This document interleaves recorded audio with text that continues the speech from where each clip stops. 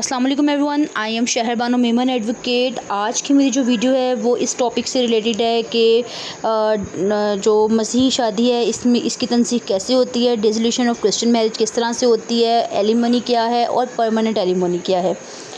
क्या इनका भी तरीक़ाकार वही है जो कि जैसे कि मुस्लिम ख़वातीन खुला लेती हैं उसी तरीके से क्या इनकी भी अलहदगी हो जाती है या फिर इनका कोई और तरीक़ाकार है, इसको कौन सा लॉ डील करता है और इसको किस तरह से हम लोग प्रोसीड करेंगे, इस सब चीज़ों को मैं आज अपनी वीडियो में बताऊंगी। लेकिन उससे पहले आप मेरे चैनल को सब्सक्राइब कर दें ताकि आने वाली वीडियोज़ की नोटिफिकेशन आपको मिलते रहे। तो चलते हैं अपने प्रोसीजर की तरफ।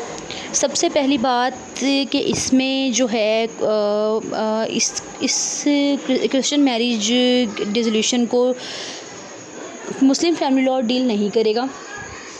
इसको जो है वो डील करेगा डिवोर्स एक्ट 1869, उसका सेक्शन 10, सेक्शन 36 एंड 37। और दूसरी बात कि हम लोग जो मुस्लिम फैमिली लॉ में जब भी औरत को तलाक़ लेनी होती है, मर्द से डिज़ोल्व करवाना होता है मैरिज को, तो उसके लिए उसको जो है सूट फॉर खुला करना पड़ता है फ़ाइल। लेकिन जब भी हम लोग बात करेंगे क्रिश्चियन मैरिज की और उसमें जब कोई औरत जो है वो अपने शोहर से अलहदगी चाह रही होगी तो उसमें हमेशा जो है वो पिटीशन ऑफ सेपरेशन जो है उसको आप फ़ाइल करते हैं। उसमें सूट नहीं होता, उसमें पिटीशन होती है और पिटीशन ऑफ सेपरेशन होती है। और उसमें जो दूसरी चीज़ है जो कि अंडर सेक्शन 10 होती है, under section 10 of divorce act 1869। और जो दूसरी चीज़ जो है जो चीज़ हम लोग मुस्लिम फैमिली लॉ में हमने मेंटेनेंस के बारे में सुना होगा। यहाँ पर जो है मेंटेनेंस की जगह जो वर्ड यूज़ हुआ है वो एलिमनी है। एलिमनी बेसिकली होता क्या है? एलिमनी है कि कोई भी सपोर्ट जो आपको हस्बैंड की तरफ से मिलेगी वो क्या होगी? आपकी एलिमनी होगी। सपोर्ट इन सेंस कि आपका कोई ख़र्चा वगैरह, यानी इन शॉर्ट अगर हम लोग बात करें तो जिस तरह से मुस्लिम फैमिली लॉ में मेंटेनेंस है, इसी तरह क्रिश्चियन लॉ में एलिमनी है। एलिमनी भी क्लियर हो गया होगा आपको। तीसरी चीज़ ये है परमानेंट एलिमनी, जो कि अंडर सेक्शन 37 डिवोर्स एक्ट 1869 में क्लियरली मेंशन है। परमानेंट एलिमनी क्या होती है?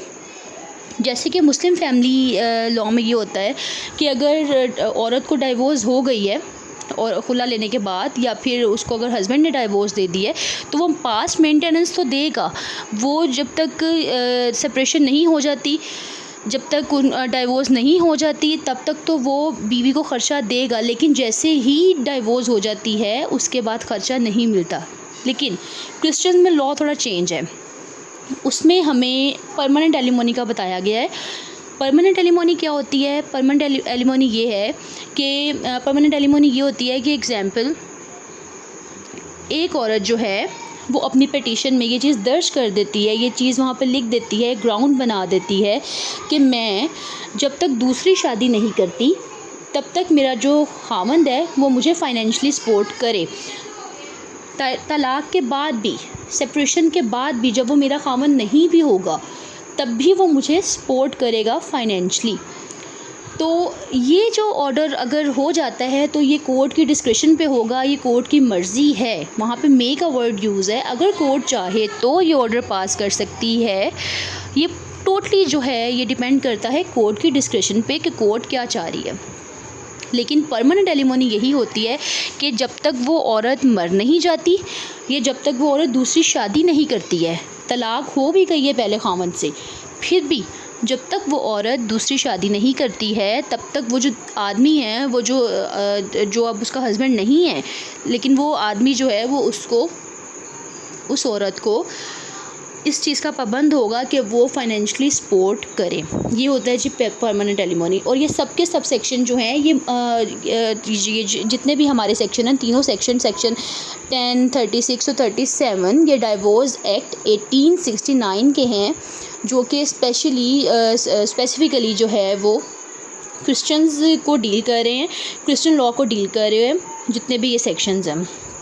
और इन सब चीज़ों को आप एक ही पिटीशन के अंदर आप डिमांड कर सकते हैं। सेपरेशन को भी, एलिमनी को भी और परमानेंट एलिमनी को भी आप एक ही पिटीशन के अंदर डिमांड कर सकते हैं।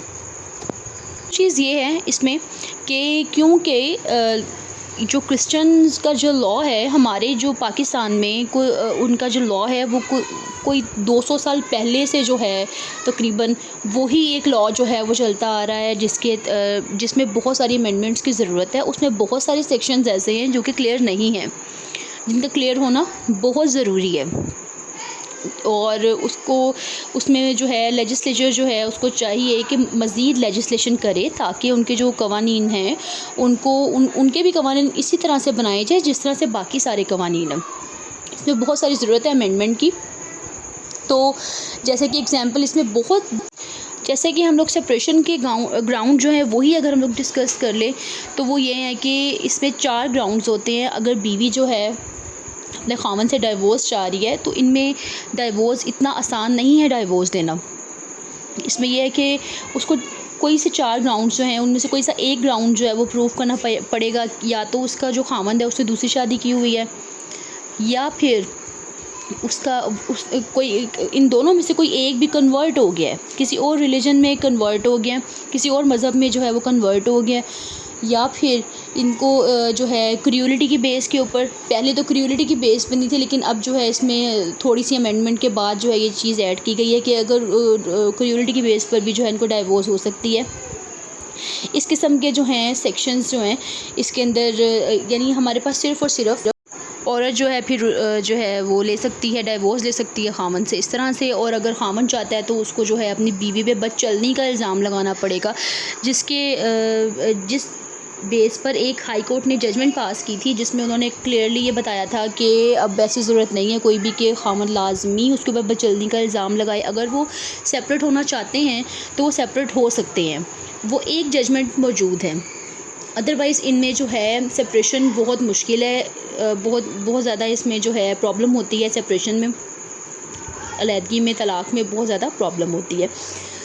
तो उम्मीद करती हूँ कि आपको मेरी आज की वीडियो बहुत पसंद आई होगी। अगर पसंद आई है तो सब्सक्राइब करें और शेयर करना मत भूलिए अपने दोस्तों के साथ। और अगर आपको मेरी वीडियो पसंद आई हो तो उसको मेरे चैनल को सब्सक्राइब करना मत भूलें, लाइक करें और जितना हो सकता है इसको शेयर करें और बेल आइकन को लाजमी क्लिक कर दें ताकि मेरी आने वाली वीडियोज़ की नोटिफिकेशंस आप तक पहुँचती रहें।